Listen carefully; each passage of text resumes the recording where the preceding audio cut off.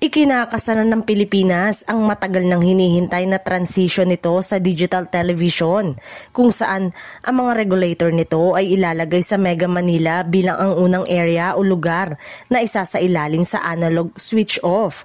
Bilang yon din ang rehiyon na may pinakamaraming household shares na gumagamit na ng digital TV. Sa isang draft circular, sinabi ng National Telecommunication Commission o NTC na ang pasyang ito ay nakakatulong sa broadcaster na magplano ng kanilang mga paraan ngayong tuluyan ng tatanggalin ang analog transmission sa mga telebisyon at mapapalitan na ng digital broadcasting.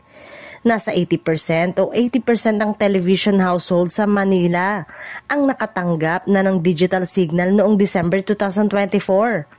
Ayon sa isang survey ng Kantar Media Philippines na kinomisyon ng Department of Information and Communication Technology. Sa ilalim ng proposal, tatagal ang transition period ng nasa 12 months mula sa pagpapatibay ng circular, bagamat maaaring magpa-extend ang komisyon. Matapos makompleto ang transition, marerecall o babawiin na ang lahat ng analog TV frequencies sa Mega Manila, hudyat ng pagtatapos ng analog broadcasting sa naturang area.